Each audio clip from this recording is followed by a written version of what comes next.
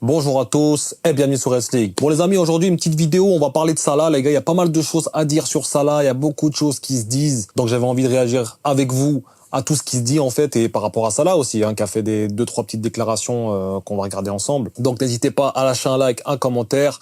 On va voir aussi également cette fameuse question de qui pour remplacer Salah. Je vois que ça parle de partout sans vraiment savoir de quoi ça parle. J'ai l'impression qu'on parle de Salah comme si c'était, je sais pas, un joueur lambda. Donc on va regarder tout ça dans cette vidéo. Juste avant ça, n'hésitez pas encore une fois à lâcher le like, le commentaire. On commence la vidéo tout de suite. Mais avant ça, générique.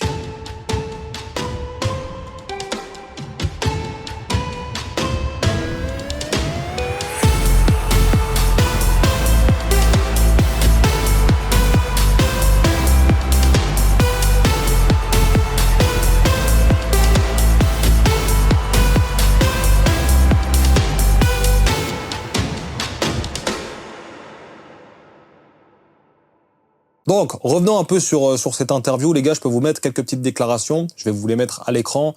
Donc, on va regarder déjà ce qu'il a dit. Il y a plusieurs questions qui ont été posées. Moi, je vais un peu vulgariser, essayer de faire, de synthétiser le plus possible ce qui a été dit. Donc, des questions à Salah de l'intervieweur qui dit, par exemple, la Première Ligue cette saison, est-ce qu'il pense la gagner? Quelles sont ses ambitions pour la saison, etc. Voilà, Salah a répondu très clairement. Je peux vous mettre les déclarations sur le côté, mais moi, je vais vous le dire. Je vais vous le dire comme ça. Donc, en gros, quand on lui pose la question de la Première Ligue, lui, il répond tout simplement qu'il a vraiment envie de la gagner. Il a plus envie de gagner la Première Ligue que la Ligue des Champions. Il parle également des concurrents, que forcément, les concurrents, il va pas dire qu'ils sont mauvais. Ils sont toujours derrière. Ils vont être là pour le moindre faux pas. Donc, ils vont rien lâcher.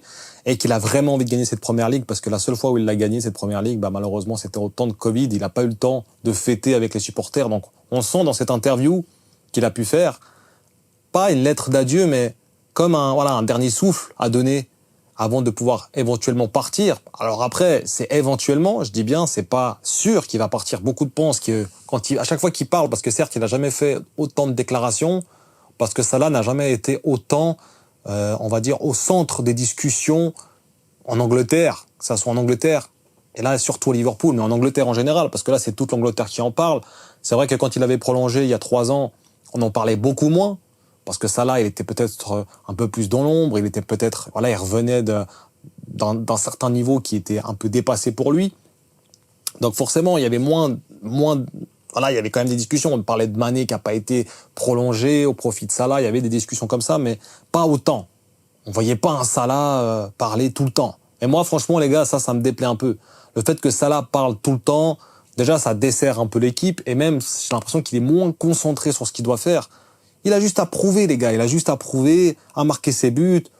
Si on le prolonge, on va le prolonger. Si on le prolonge pas, les gars, on va pas le prolonger. Ça sert à rien maintenant de se prendre la tête comme ça.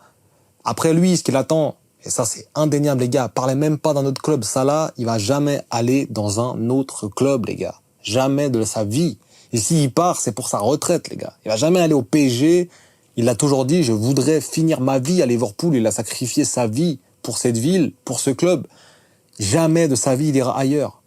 S'il part, c'est pour sa retraite. Il partira en Arabie Saoudite, il partira pour ses derniers jours de football. Il partira pas pour un nouveau challenge dans un autre club. Le club où il a envie de battre tous les challenges, c'est Liverpool. Donc ça, je pense que cette question de où va aller Salah, PSG, machin, ça, vous oubliez, les gars, il va jamais aller au PSG. Et les discussions de Salah, qui peut remplacer Salah, etc., moi, c'est des trucs que je comprends pas, les gars. Comment on peut dire aujourd'hui, c'est comme dire, quand Messi est parti, qui pour remplacer Messi? Personne peut remplacer Messi. On peut pallier à une absence avec plusieurs facteurs, mais on peut pas remplacer Messi. Tu peux pas remplacer Salah, les gars. Parce que nous, là, on est, en tant que fan, je pense que vous-même, en tant que fan de Liverpool, si vous regardez la vidéo, vous avez un œil beaucoup plus, dedans, objectif. Vous avez un œil, vous voyez ce qui se passe. En tout cas, moi, après autant d'années à suivre Liverpool, à avoir été dans la ville, etc., tu vois que le mec, il vit pour Liverpool. Et tu vois que Liverpool, également, c'est un symbole. C'est plus qu'un joueur de foot, en fait. C'est là où on se rend pas compte. C'est le mec, là-bas, c'est peu importe ce qu'il peut faire, peu importe si maintenant, demain, il score plus, il fait plus un but jusqu'au mois de mars, les gars, ils vont encore l'adorer. Donc, il faut vraiment se mettre ça dans la tête. C'est que c'est pas juste un joueur de football, c'est un symbole. et comme un symbole, comme une étoile, comme tout ce que vous voulez, comme argument, comme objectif, etc. On peut pas dire qu'on peut remplacer Salah. Tu peux préparer l'après Salah avec des joueurs pallier à son absence, avec d'autres facteurs de jeu, jouer différemment, mais remplacer un joueur pareil, c'est pas possible. C'est pas possible. Tu pourras jamais remplacer. Le Real Madrid n'a jamais pu remplacer un Ronaldo. Par rapport à ça, je dis par rapport à l'image qu'il a, par rapport à ce qu'il a apporté comme esprit de gagne, etc. Alors je dis pas que Madrid avait besoin de Ronaldo pour gagner, mais l'image qu'a un Ronaldo à Madrid. Quand il était à Madrid, c'était un ballon d'or toutes les saisons, presque, quasiment. C'était un symbole, c'était le symbole du club. Pareil pour Messi, et là, Salah, c'est à une échelle peut-être un peu plus moindre, mais on se rend pas compte à quel point Liverpool, les gars, c'est un dieu. Donc déjà, cette question de remplacer Salah, personne ne pourra remplacer Salah, et si on veut le remplacer, ou pallier plutôt à son absence, il faudrait plutôt miser sur le long terme avec des joueurs qui prennent progressivement du temps de jeu, qui commencent gentiment à s'immiscer dans cet effectif. Mais ça sera pas, ah, tac, tac, vas-y, Rodrigo, Madrid, vas-y, viens, joue à droite, c'est bon. Salah remplacé. Non, les gars, vous êtes complètement, ceux qui pensent ça, je pense qu'ils ont rien compris à Liverpool déjà, et surtout au symbole de ce qui est Salah à Liverpool. Donc déjà, c'était pour la petite partie, transfert, etc. Maintenant, on va parler vite fait des contrats. Et moi, ce que j'en pense, c'est que pour moi, Salah, il va rester, les gars. Pour moi, Salah, il va rester. S'il gagne la Première Ligue, c'est encore plus sûr qu'il va rester.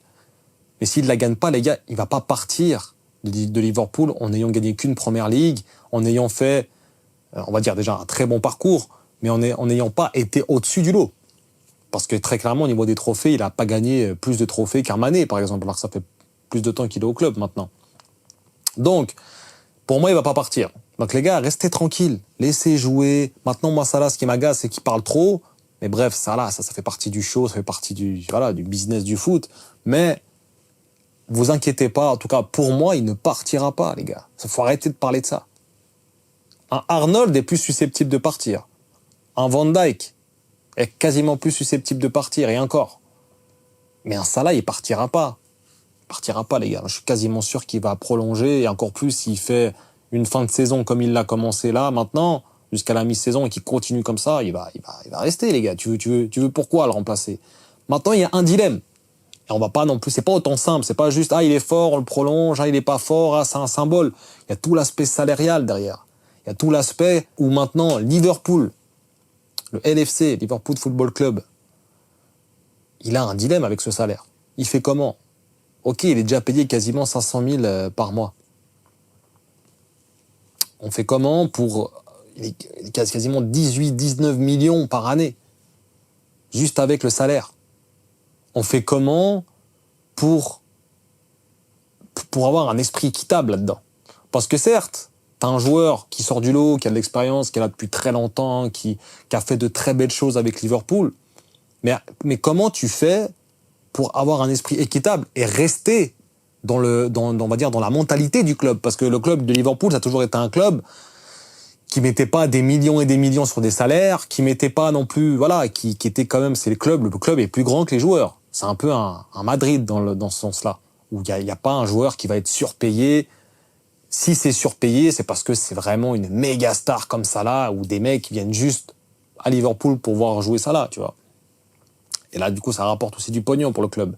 Mais là, le truc, c'est que tu vas prolonger un mec qui a 32 ans, qui va avoir 33 ans, le mec veut sûrement 3 saisons, 2 saisons, c'est encore à voir. Tu dois monter un petit peu le salaire.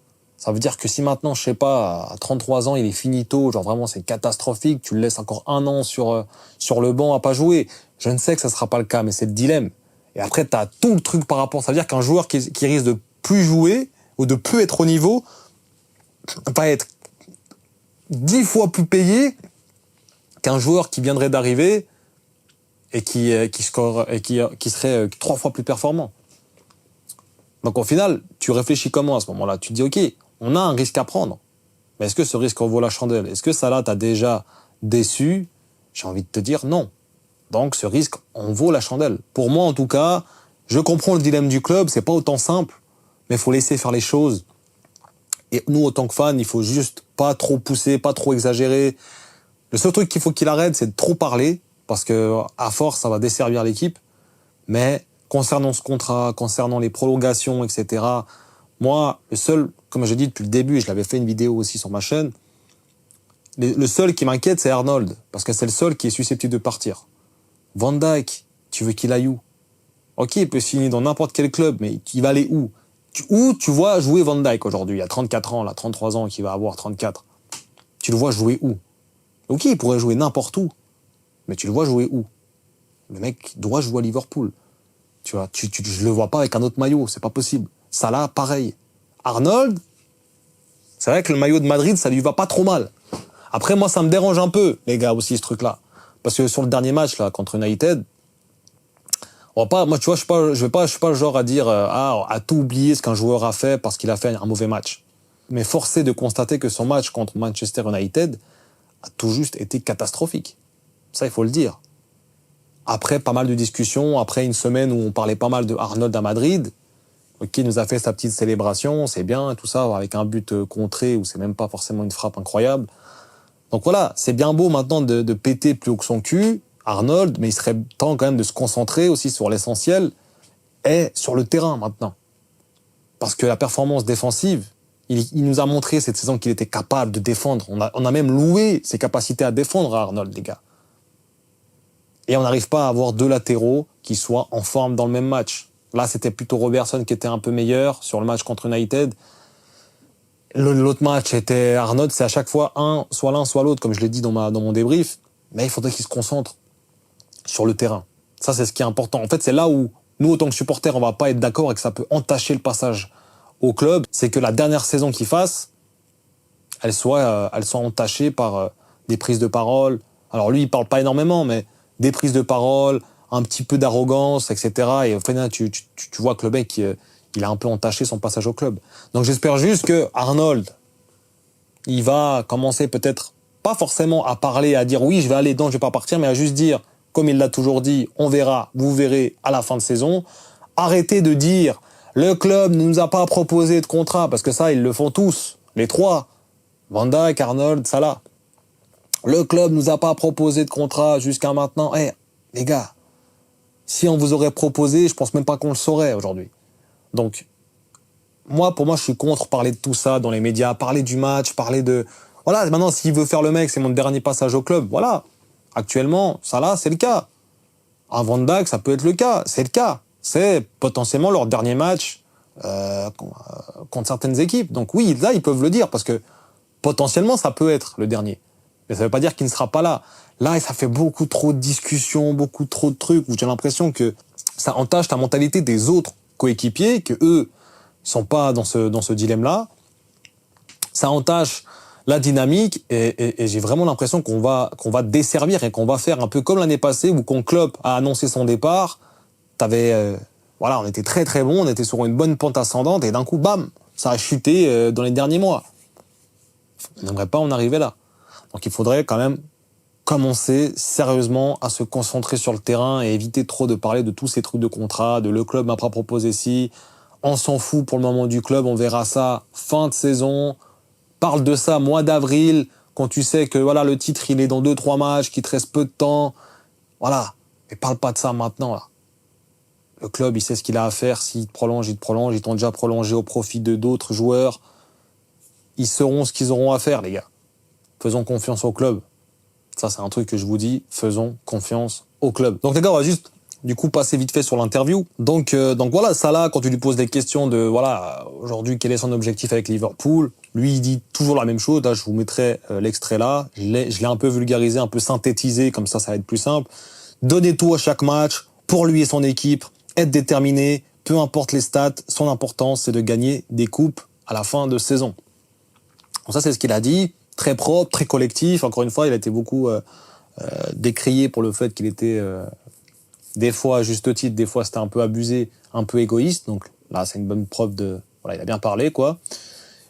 Par rapport aux autres équipes, on me lui posait la question, les autres équipes qui sont sur la course au titre, lui, il répond que voilà, il est au courant que les autres équipes sont derrière Liverpool, mais que rien n'est terminé. C'est pas parce qu'ils ont de l'avance que, entre guillemets, c'est fini, que Arsenal et City, Chelsea, Nottingham ne vont rien lâcher pour la course au titre. Bah, c'est bien beau d'avoir dit ça avant le match contre United et d'avoir lâché des points juste après, quoi. Après, on a une autre question du journaliste. Par rapport à l'équipe, la dynamique de l'équipe, il lui pose la question, voilà, par rapport à l'équipe, qu'est-ce qu'il en est? Il dit que l'équipe de Liverpool, donc, est déterminée à chasser le titre. Ils ont déjà pu goûter à la victoire en 2020 pendant le Covid, et que lui, son souhait, ce serait de gagner encore une fois une première ligue, plus qu'une Ligue des Champions, pour revivre cette fête avec le public, avec la ville. D'ailleurs, les gars, si Liverpool gagne la première ligue cette saison, ça va aller à Liverpool, de sûr, fêter avec tout le monde. Enfin, ça, c'est un autre sujet. Mais en gros, c'est un de ses plus grands souhaits, il veut plus gagner la première ligue que gagner la Ligue des Champions. Ça expliquerait pourquoi il est autant performant en première ligue, peut-être. Donc voilà, on voit un gars déterminé à gagner avec son club, les gars. Même pour une dernière danse, entre guillemets. Après, comme on dit, des fois, la dernière danse est la plus belle. Mais il est déterminé. Et c'est pour ça que je vous dis, le mec, il a toujours été droit dans ses bottes. On veut lui reprocher des choses avec Noël, avec machin. Moi, encore une fois, le truc de Noël, les gars, j'en vois certains, ils sont à cran là-dessus. T'es là, mais le plus gros problème, c'est déjà juste de regarder le foot, de voir un mec qui se prosterne à chaque but. Ok, moi, je respecte la célébration et tout, mais mec, c'est pas cohérent. Tu peux pas faire ça devant des millions de personnes, en étant surmédiatisé, en étant surpayé pour jouer au foot, en étant une star idolâtrée. Ça va pas avec la religion. Donc déjà, si vous voulez le tacler sur un truc, taclez-le plutôt sur le fait qu'il soit footeux, professionnel, surmédiatisé, plutôt qu'il fête, entre guillemets, Noël. Parce que fêter, c'est un gros mot. Mettre un sapin, ça veut pas forcément dire fêter Noël, encore une fois. Enfin bref, moi, personnellement, je m'en fous. Il fait ce qu'il veut de sa vie. Ça fait maintenant quasiment 10 ans qu'il est là-bas à Liverpool. Voilà, c'est une sorte d'intégration pour lui. C'est propre à lui, c'est pas grave. Moi, c'est pas sur ça que je m'attarde, les gars. On n'est pas là pour juger un mec bon, pas bon musulman. Oh. Les mecs qui le jugent déjà, ou qui osent casser du sucre ou dire des choses sur lui, faut déjà se questionner sur est-ce que eux, ils se considèrent comme des bons musulmans, parce que déjà faire ça, c'est pas très bon musulman, j'ai envie de dire. Enfin bref, ou bon religieux. Mais enfin bref, c'est pas le sujet. Pour moi, Salah, c'est un joueur de foot. Il représente un pays, un peuple. Il représente aussi beaucoup les Arabes. Je sais pas si vous avez vu, mais depuis que Salah est autant médiatisé, il y a quand même beaucoup moins de racisme anti-arabe, en tout cas en Angleterre, surtout à Liverpool. Enfin bref, il a fait quand même beaucoup de bien. On aime bien retenir ce qu'il a fait de mal. Petit aparté avant de continuer l'interview. Alors il parle aussi un peu de City. Donc il parle du City, on lui pose la question, qu'il est très surpris des résultats, mais il comprend par rapport au fait qu'ils ont toujours le même entraîneur, donc Pep Guardiola. Il comprend également qu'il y a des blessés et que après avoir gagné autant de fois, forcément le niveau régresse un petit peu. Lui, il a connu la vraie concurrence, parce que là on parle d'Arsenal, etc. Des fois, c'est pas une chasse au titre comme Liverpool et Man City, les gars, où ça s'est joué 2 fois à 1 point. Ça n'a rien à voir. Là, on parle de Arsenal City, ça s'est joué à 5 points à la fin de saison. Donc il y a eu City est venu taper 3-0 Arsenal à l'Emirates. Donc à partir de ce moment-là, on peut pas vraiment parler de concurrence.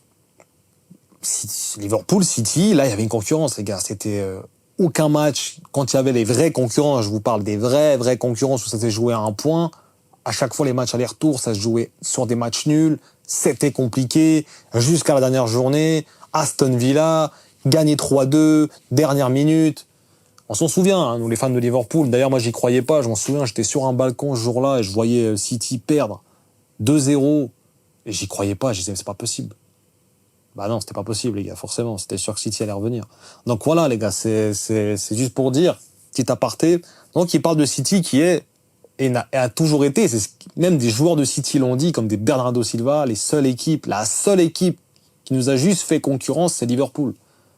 Les autres n'a jamais été concurrent de Manchester City. Donc voilà, ça en dit beaucoup aussi.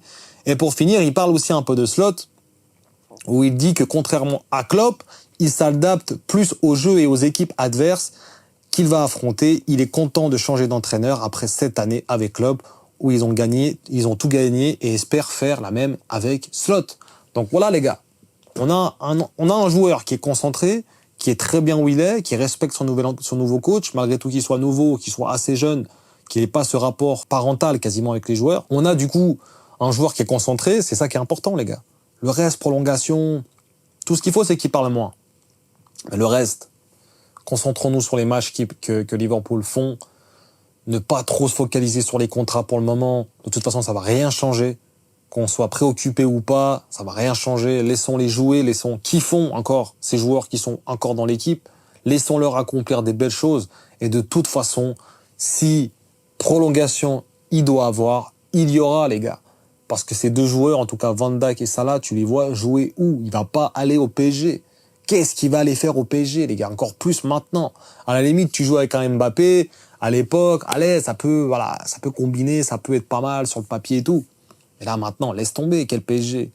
Même là, on parle des fois de l'Inter, de la Juve, mais les gars, c'est quoi? C'est pas possible, les gars. Il jouera que pour Liverpool. Il l'a toujours dit. Et s'il va ailleurs, il va aller contre son gré, et du coup, il va pas faire, ce sera pas le Salah qu'on aura connu. Pour moi, il va prolonger pour 2 ans. Je me mouille. Il va prolonger pour 2 ans, les gars. Fin de saison. Si Liverpool gagne le titre, ils vont loin en Ligue des Champions, il va prolonger pour 2 ans. Voilà. Et en 2 ans, il va essayer de battre encore plus les records. Slot va pouvoir faire un vrai mercato. On va pouvoir peut-être préparer, pallier à cette absence de Salah. Et on va pouvoir faire les choses bien. Parce que là, si maintenant Salah il part, on fait comment? Les dirigeants sont pas mongols, les gars.